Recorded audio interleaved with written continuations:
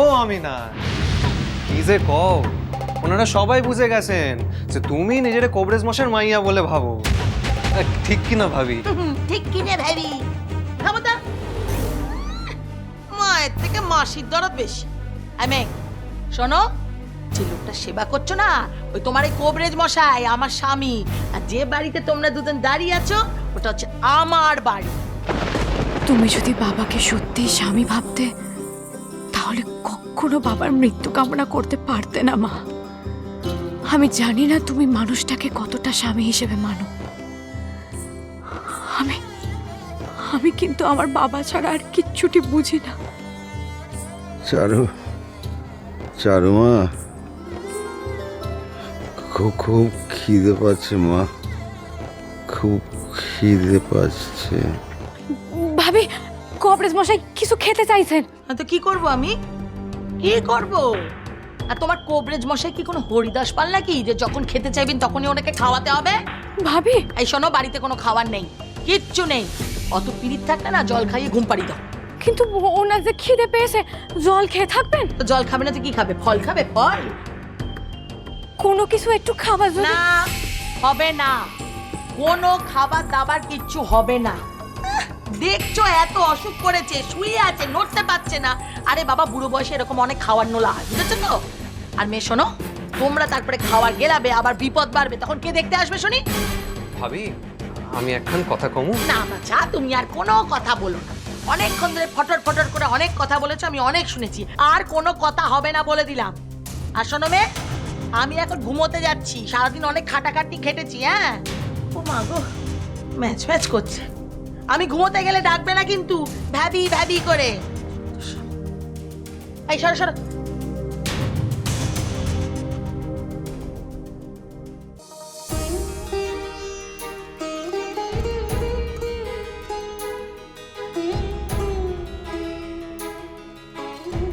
Mrs Mallick, আমি জানি যে আপনার মায়ের কথা শুনে খুবই দুঃখ হয়েছে। একজন মা যদি তার সন্তানকে এই রকম ভাবে কথা বলে তাহলে স্বাভাবিক কারণে দুঃখ হওয়ারই কথা। পাইনি, আমি দুঃখ পাইনি। আমার শুধু খারাপ লাগছে আমার বাবার কথা ভেবে।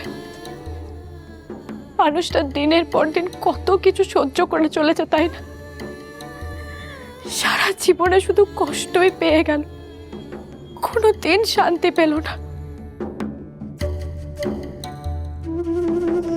ডক্টর ব্যানার্জি, জীবনটা কি এরকমই হয়? জানি না ঠিক, তবে জীবন তো কোনো নির্দিষ্ট পথে বয়ে চলে না। তাই কখনো আমাদের পাথরের ওপর দিয়ে হাঁটতে হয়, আবার কখনো ঘাসের ওপরেও। চারু মা, চারু মা, খুব খিদে পাচ্ছে মা, আর আমি পারছি না মা। এই তো বাবা, এই তো।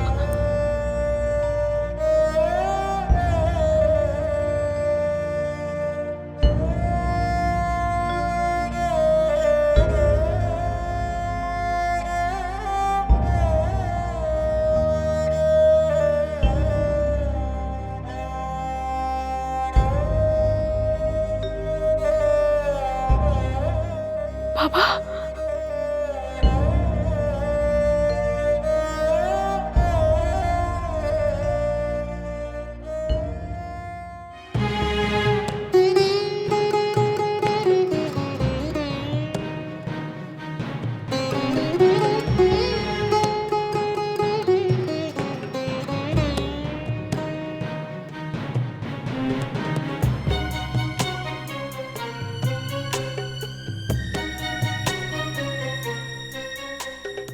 মিসেস মল্লিক, হ্যাঁ বলুন। আমার মনে হয় আর্যবাবু কিন্তু আমাদেরকে খুব সন্দেহ করছেন।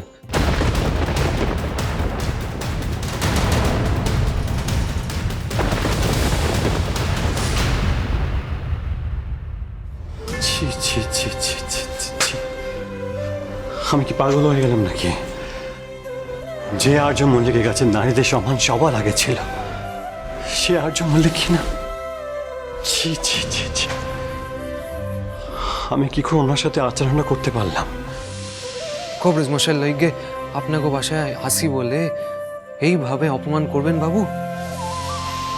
আমি ওনার কাছে আর ওনার স্বামীর কাছে ছোট হয়ে গেলাম। যে ছোট থেকে শিখেছি যে সমাজে নারীদের সম্মান করা আমাদের কর্তব্য। যে সমাজে নারীদের সম্মান করতে পারে না, সে আর যাই হোক মানুষ হতে পারে না। কিন্তু আমি কি করে সবকিছু ভুলে গিয়ে অমানুষ হয়ে গেলাম? কি করে? কি হলো আমার? না না না না, আমাকে ওনার কাছে ক্ষমা চাইতেই হবে, চাইতেই হবে।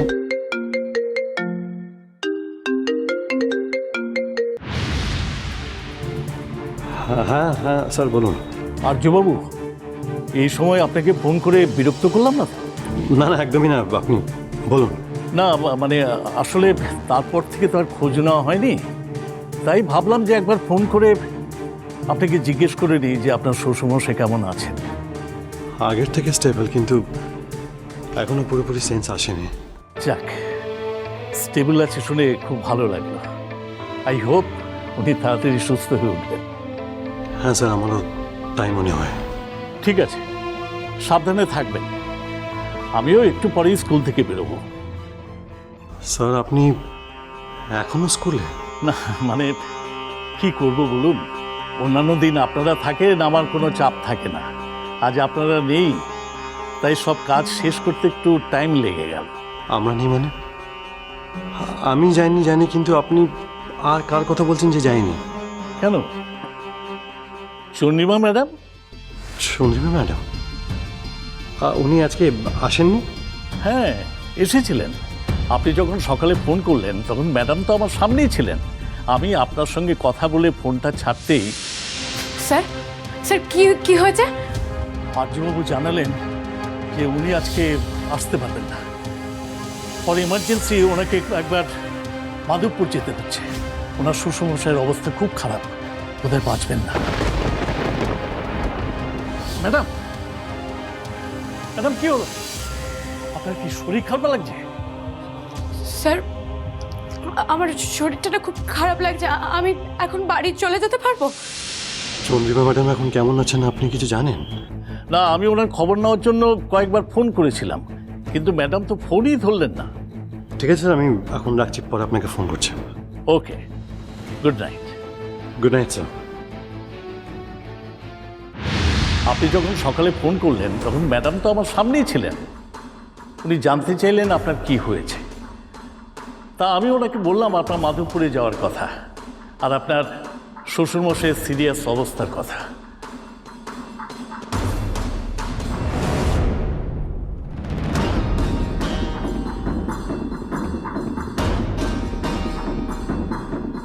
না, আমি ওনার খবর নেওয়ার জন্য কয়েকবার ফোন করেছিলাম, কিন্তু ম্যাডাম তো ফোনই ধরলেন না।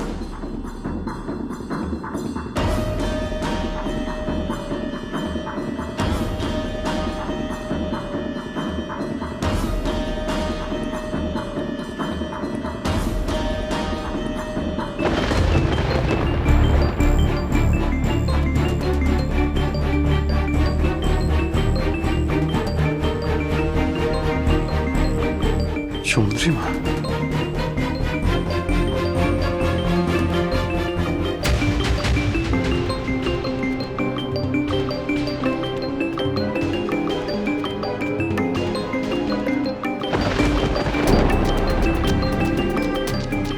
সর্বনাশ!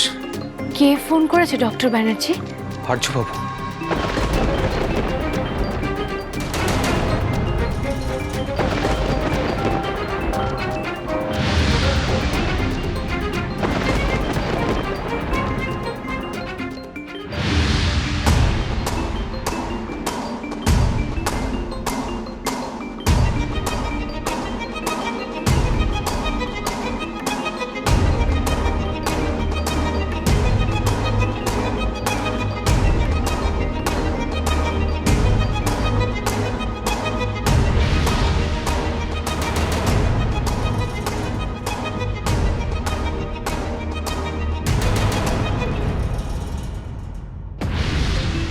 আপনি যদি চন্দ্রিমায় হন তাহলে আপনার সাথে লোকটি বাকি।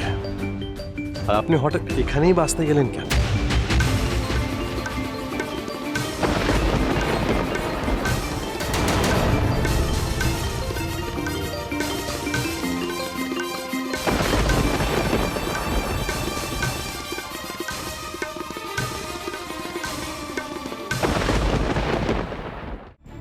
বাবা এনো মিষ্টি।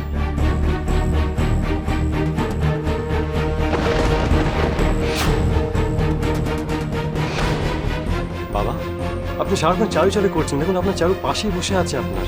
বাবা, চারু। বাতি